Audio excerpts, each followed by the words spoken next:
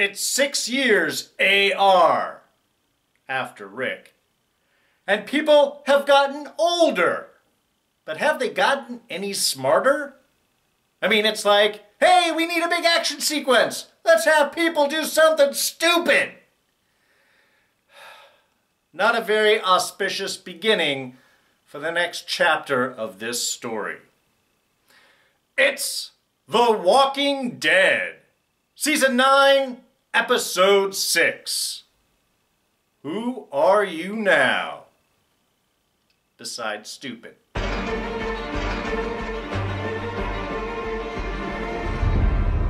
Hey everyone, D here, and welcome to this week's review of The Walking Dead. So yes, there will be spoilers and a lot of complaining going forward. I'm just going to give you that heads up here right now, as if my intro didn't imply that already. So yes, it is now 6 years after the disappearance, depending on point of views, of Rick Grimes, and we are seeing, you know, the community is evolving in the apocalypse. Everyone's older. Kids have grown up a bit. Things are falling apart. We've got change going on in the wind.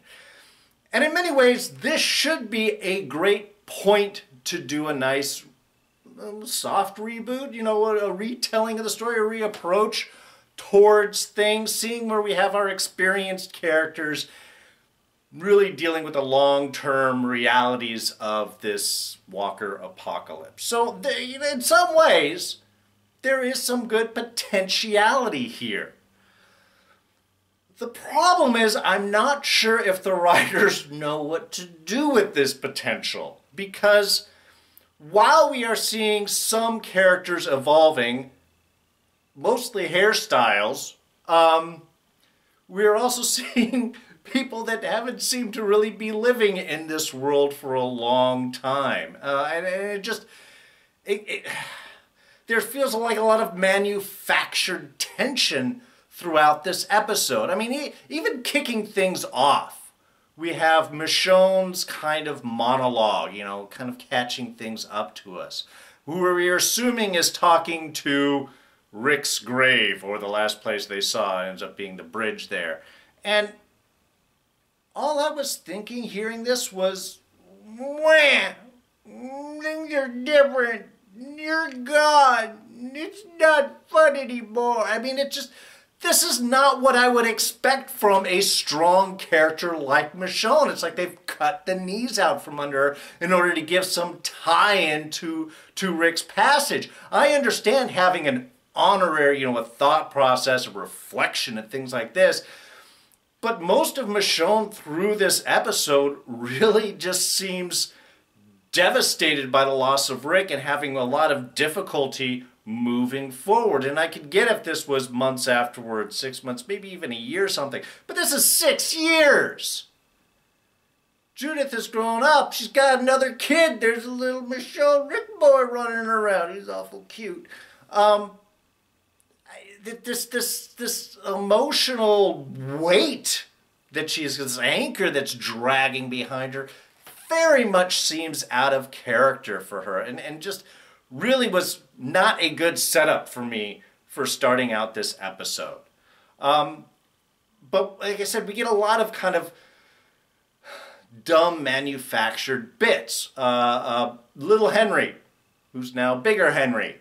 Okay, it's great to see him up, you know, he's kind of like the kid, you know, Ezekiel and Carol have sort of adopted him, or sort of makes sense. He's raised up, and I understand to a certain extent a lack of experience behind him. They certainly seem to imply from Ezekiel's and Carol's goodbye there that Henry has been kept close to Ezekiel. Ezekiel wants Henry protected and all of this.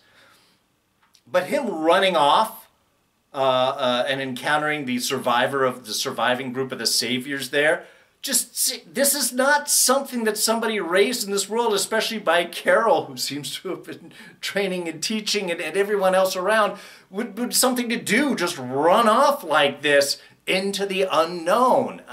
I mean, and even that, we're getting our scene back with our Saviours just in there, you know, connecting back in with Carol, and in some interesting, in some points, it's kind of an interesting little scene of, I like the "you spared me, so I will spare you," and the horses and everything, we're just going to take your stuff.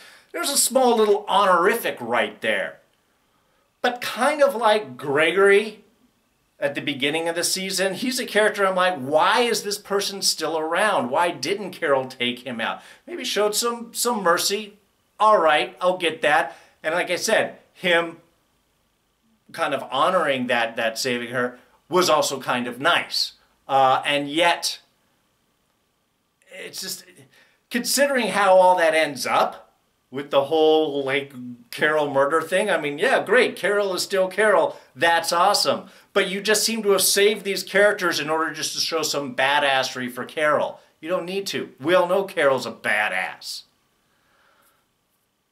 And even that scene, like I said, in manufactured-wise, that should have been awesome. That should have been a, yeah, Carol scene, and all I'm thinking is, how did she pour this gas over everybody while they were still sleeping? They didn't smell it? Also, where did you get gas?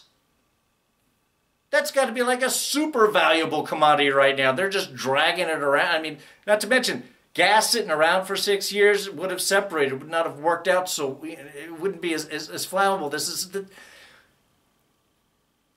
And the CGI on that was bad too. But, I mean, still, it's one of those moments. This should have been interesting, and they want to show a badass Carol moment. But how that all worked out just raised me with more questions. Really?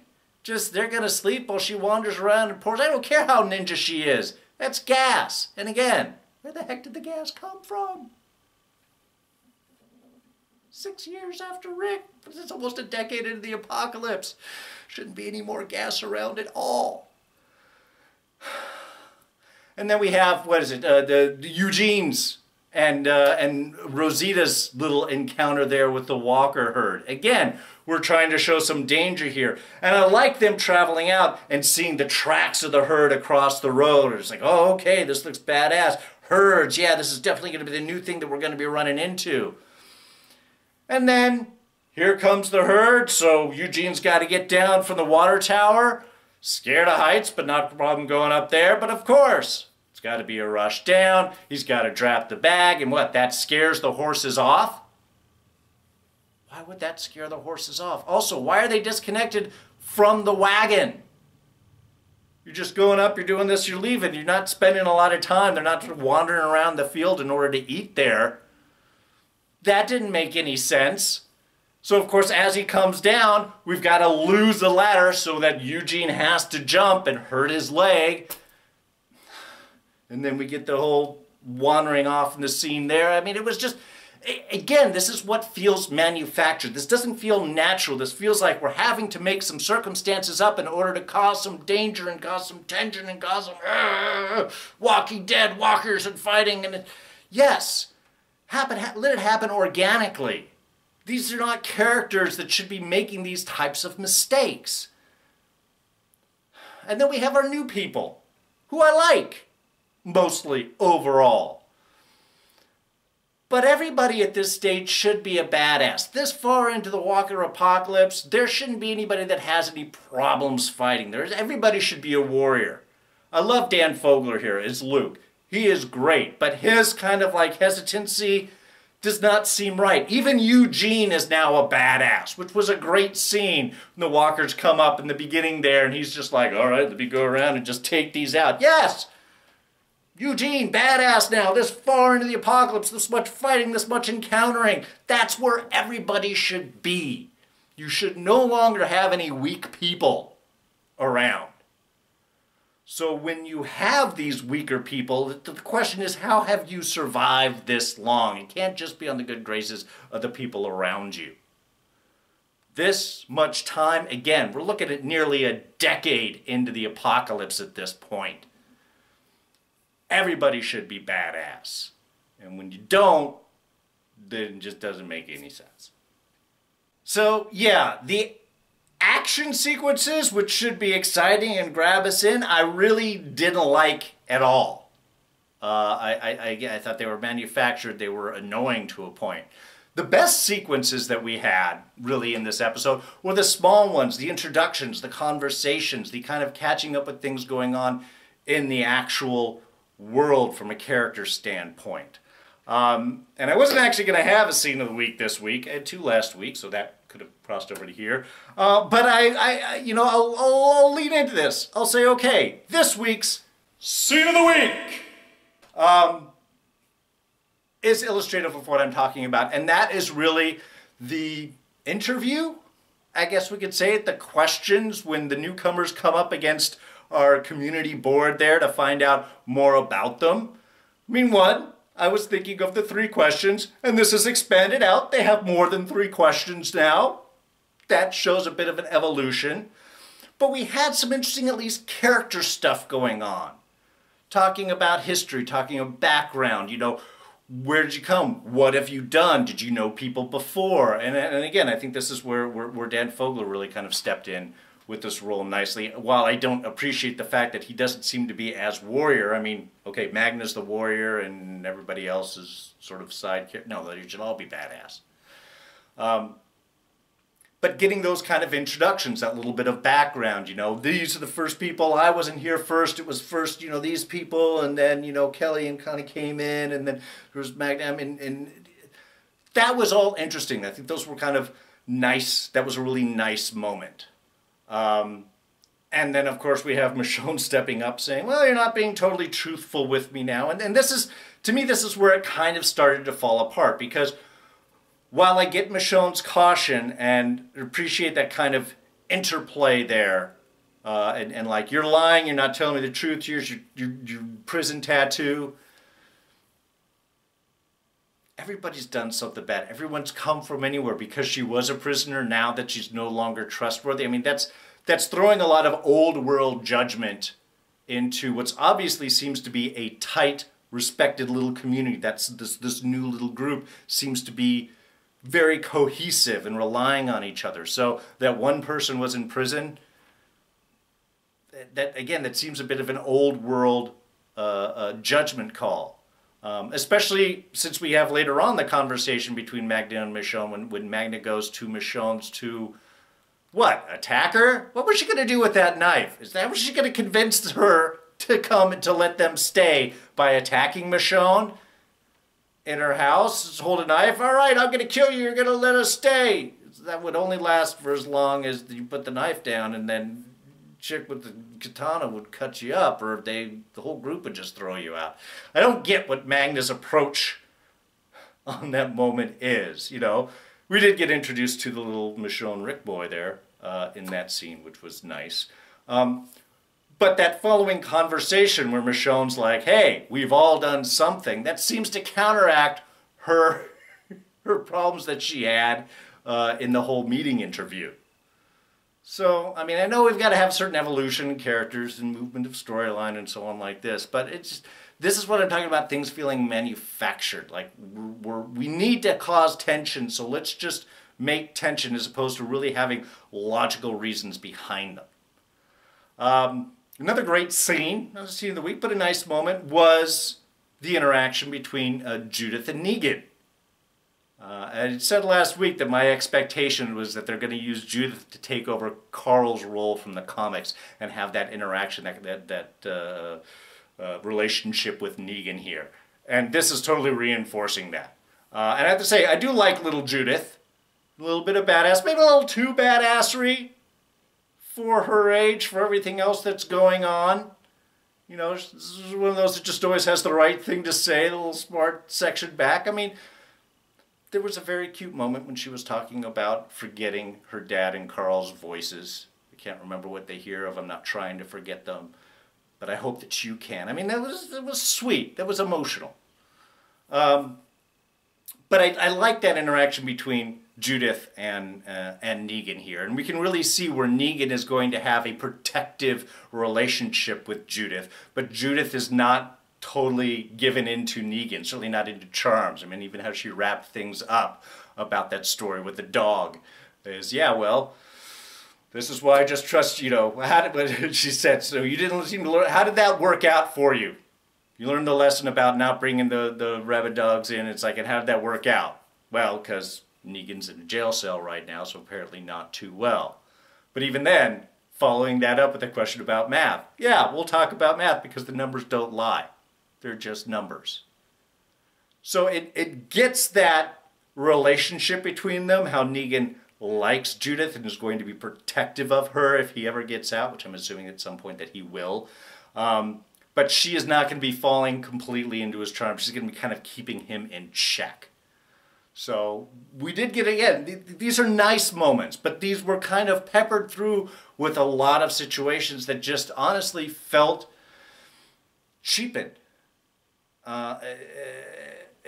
Things felt manufactured. Nothing felt really natural throughout this episode. One or two little moments, but overall, I think this was a bit of a kind of a step back in storytelling. All right, just a couple of small things. One, Daryl, obviously living the aggro life right now, out by himself, not really part of the community. So there'll be some interesting story going on with that. But I did. There was that really interesting moment when he encounters the walker that's sort of been absorbed into the tree, and the bird landed on the walker's shoulder and like, pulled a worm out of his body and flew off. Something about that was kind of cute and cool. I did find it odd that the walker didn't even respond to the bird landing on or moving or anything like that. I mean, just the way that the walkers are, they're not cute or anything. They're not one with nature at this point.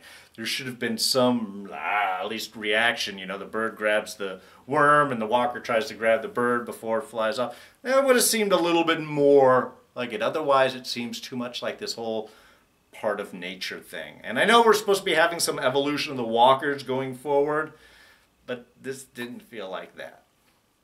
Look, if there was so much caution about bringing newcomers into Alexandria, why did they take the hoods off at the beginning of the gates and then open up and do the whole reveal of the inner city of Alexandria proper? Now, I mean, I know just from a film character moment, getting that reveal and having them see this whole community and worlds, especially since they've implied they've been to a lot of crappy places, things that didn't work out. That's kind of a cool moment to have that reveal, but it's not very realistic. Why didn't you keep them covered up until you got them inside into a building so they couldn't see anything, they couldn't identify anything, especially if you were thinking about probably not letting them in, but then getting rid of them. Don't let them know anything about the area. Bring them in, put them in a house, give them some food and so on, but then let them ask questions. Let them be in the unknown. Don't do that reveal until later and they're kind of accepted into things. First off, it made absolutely no sense. Aaron's got a new arm. That looks kind of cool because you can't just keep green screening thing that gets expensive. So that's kind of a nice moment there. And also he adopted little Gracie, the little baby that they picked up from the sanctuary. Wasn't in the sanctuary, but the place where they ended up getting the guns. I can't remember where it was. I think that's where his boyfriend died too, which is sad. But yes, the little baby that they pulled out, little Gracie, Aaron's adopted. So that's kind of cute. Again, we get these family relationship evolutions. That's kind of cool. Oh, speaking of family relationships, yeah, Rosita and Gabriel. That's unexpected. Though apparently Eugene still seems to have a bit of a crush on Rosita. I think that's what he was trying to say when he was like, "You go, I'll stay here, I can't keep running on my busted leg." So yeah, we'll have little love triangle relationship things going on there. Oh, but also, at the end of that sequence, I did like them kind of hiding Predator style, but do the walkers see an infrared? Was that necessary? You just hid and not camouflage, I guess, maybe? I don't know. But it just, I mean, I love the whole Predator thought idea, but walkers don't see all that well and not infrared, so I don't get why that was. And they breathe in making a lot of noise. That's not helpful. Oh, and Michonne's got a nice X scar on her back there. I'm sure we'll find out going forward where that particular scar seemed to come from. I was wondering if it was surgical for a moment, but the X, that doesn't seem to make sense. I don't think she donated a kidney. Not very likely, no. But, you know, she still got one of Rick's old shirts. Still have the smell of Rick on her. Is that part of why she was holding on? I don't know. Inspired by Rick. You can't just keep a little toy figure around with you. Oh, I did love the Saviours or ex-Saviours using walkers as sort of horses to drag their cart around. It's inventive. Sort of using what you have. Obviously, you're not going to eat the walkers and like you ate the horses because you're hungry. So, you know, it's a renewable resource, at the very least. All right, well, I think that's going to be it. I'm keeping it a little shorter this week. Like I said, not a great episode. Not a very auspicious beginning for this new chapter in the Walking Dead story. There was some interesting character interactions. The smaller stuff seemed more interesting than some of the bigger moments they were trying to make. The action sequences, not that great. Some of the character evolution over the years seems very superficial, not really deep to what should have happened over the six years since Rick's passed, or in the case of this new group, from the beginning. Like I said, they should all be badass at this point.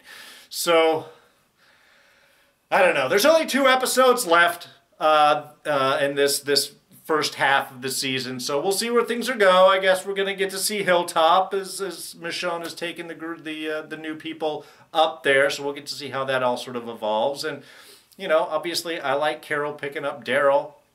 That was sort of an interesting little bit of a moment there, but Carol's very committed with the Ezekiel relationship, so it's not like we're getting any type of, you know, love connection between Carol and Daryl here, which I'm fine with. The way they've evolved their relationship, that kind of closeness without it being romantic, I think works very well. I'm hesitant to see where they're moving things forward. A lot of the story evolution just seems lacking. Unfortunately, it's reminding me a bit of Fear the Walking Dead, where they want to get to a point, but they're not really sure exactly how to get to that point. So they're just sort of forcing things. But, you know, we'll have to sort of wait and see. Oh, and also, just to let you guys know, this Friday, the 16th, 4 p.m. Pacific, over on Mark's channel, Enchantment of Eternity, right here on YouTube, is the Enchantment of Eternity Trivia Challenge Championship! Myself versus Dawn Willie from a Dawn of Ice and Fire. We'll be going head to head to see who can pull the most little trivia nuggets out of their head. Should be fun. We've done a couple of these before. Dawn won the first one. I won the second one. So now we get to see who does best. So that's going to be this Friday, 4 p.m. Pacific, over on Enchantment of Eternity. You can catch it out live. You can join in. You guys will get to sort of play the game in the chat role as we're competing up on screen. And if not, it'll be in the archives, so you can check that out. And I'll throw a link up after next week's episode. So that's going to be it for us. Thank you so much for joining me. I really appreciate you being here. And if you enjoyed this review, go ahead and hit that like button. Thoughts, ideas, and comments, you know where to put them down in the section below. Let me know what you guys thought of this episode. Did you like it? Did it work for you? Were you all in? Were you hesitant with the way things were sort of evolving?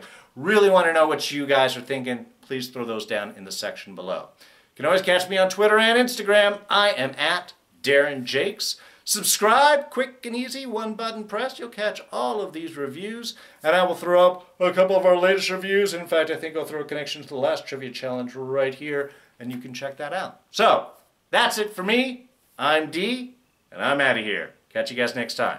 Bye-bye.